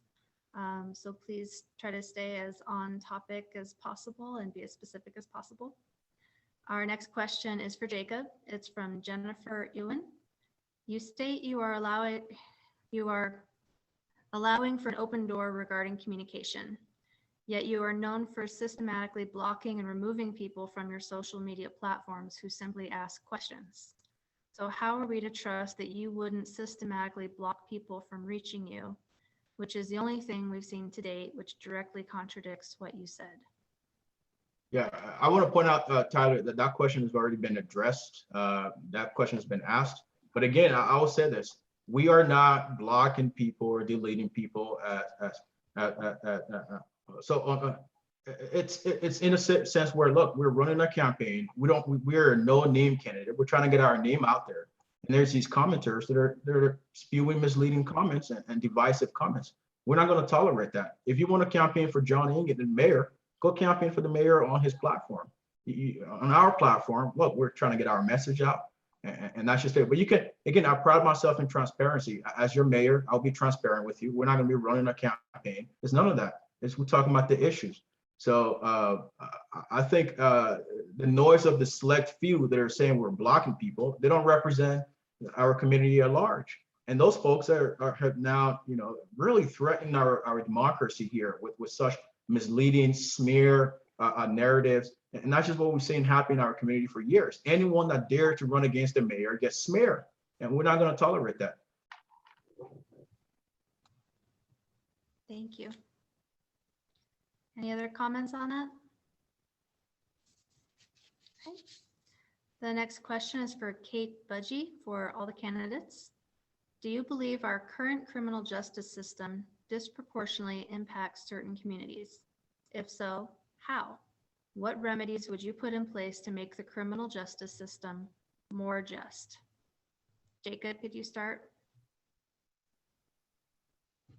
So I don't have the data that shows that our criminal justice system here is disproportionately negatively impacting a few community.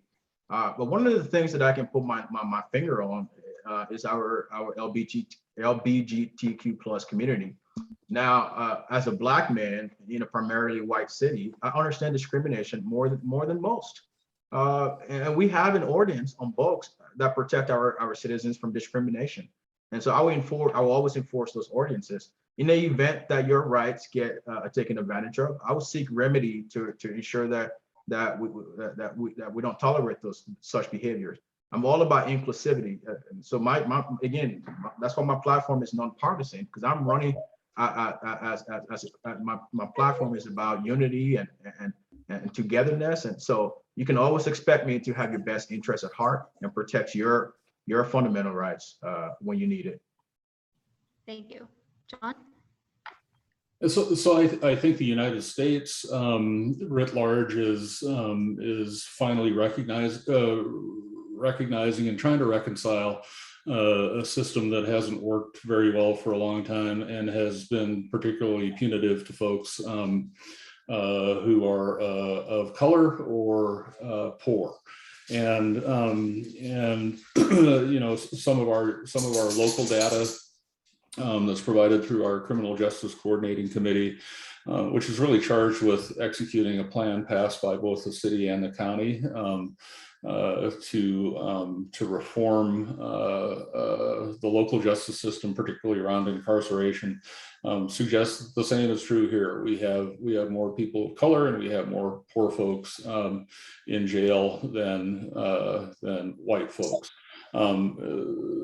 None of it is that simple, but the fact is that that in this country there is a longstanding tradition of sorry, out of time. Shawn is up next. I don't have the data to talk too much about this, but I believe in equal rights for all citizens. So, if there's an injustice going on, I would want to address it directly. Okay, thank you. Greg? Well, I think we have some discrepancies in our judicial system here in Missoula, because if you're a transient shooting up in the back alley and the cops catch you, they'll probably just give you a slap on the wrist and let you go pretty quick. Maybe you do a night in jail, but if you're a regular citizen paying bills, they probably prosecute you because they know you can get some money out of you. And when it comes to the new Jedi program, I think we're just setting ourselves up for some future lawsuits here. Thank you. Jacob? I agree with Greg on this. So often, as a man of color, you have people that are white telling you what is best for you, or how you should be protected, or what.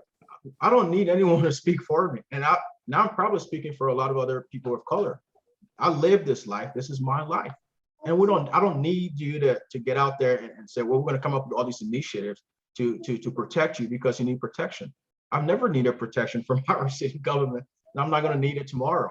So again, let's think about why they're coming up with these initiatives. Perhaps it's election season, so trying to get some people reelected and to come out with these things. Again, sort of tokenize the issue as opposed to figuring out the root causes of these issues. And I think that's just great injustice to the BIPOC community.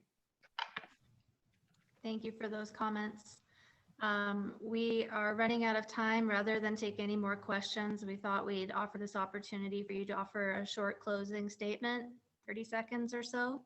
John, would you like to start? Sure. I'm sorry, did you say Sean or John? I said John. Okay, thank you. Sorry. I really appreciate the opportunity. I appreciate the chance to answer your questions and to hear from the other candidates. What I have is record. So good, bad, or indifferent. You know how I work in office. You know what I've accomplished, and you know that I work hard toward solving problems for the community in a collaborative and cooperative way. You have seen specific solutions from me, you have heard specific answers from me, and you'll continue to hear those from me if you allow me the privilege of serving this community I love for another 4 years as your mayor. Thank you. Sean, would you like to go next? Sure. As John said earlier, this is your voice. If you're not happy with the current, then vote. My opinion is I don't care who you want to support. Your voice is now. Get out and vote. The last election was, I think, 22% of the city voted. I don't think that if you have a majority of 22%, you have 11.5% of the people in the city of Missoula who are making all the decisions. So get out, get your vote heard, and make your choices. Thank you, Sean. Greg, would you like to offer a closing statement? Okay, yeah, thanks. I just want to repeat that again. I think we're facing a real existential crisis here in Missoula when it comes to our lack of housing and how this is causing longtime residents to be forced from their apartments, forced from their homes. We're not building enough places for them. I talk to people making less than $20,000 a year. I talk to people making over $50,000 a year. I talk to nurses, plumbers. They can't find places to live right now. They can't afford a house, and the situation is only going to get worse. And for those folks that own a home right now, well, your taxes are going to go up. Wait until the new valuation comes out in January. It's going to give you a real headache. It's going to be a shocker. And my thing to you guys is, if you don't want us building in your backyard, we need to say, where can we build new housing units? Because if we keep pricing these people out of the market, who's going to serve your coffee? Who's going to wash your car? Who's going to do your laundry in your hotel room? Who's going to take care of you when you're old? This is a real crisis we have here, and we have a real great opportunity now to solve it. Thanks. Thank you. And Jacob, would you like to close for us? Yes. So often there's a saying in the Marine Corps, it's called the fog of war. So after you've been in combat for X amount of hours or days, you retreat and you allow the other troops to take over and move and advance the mission. I think the mayor being here, by the way, I want to thank the mayor for his service to our community. I thank you truly. But 16 years in office is far too long. It's a small community. Times have changed. People are changing. And our needs of our community are changing. It's time that you pass on the baton to another clear thinker. And so the mayor often said, well, I get a lot of credit than I deserve, and that he has a great staff and advisors. Well, as your next mayor, I will have the same opportunities to work with the amazing city staff as mayor. I've learned from my years that leadership of the Marine Corps, that it's not about me. It's about having a high performance team to complete the mission. So again, Missoula, please refrain from voting on the basis of rhetoric and symbolism. It doesn't matter how smart you are, unless you stop and think, you're likely to make the wrong decision. So I urge you to stop and to think. So it's time for a new leadership. I think I'm an agent of change. My mission here is to demolish the established walls of partisan impasse and machine politics. As the current administration, the mayor's administration, has lost sight of the best interest of our community.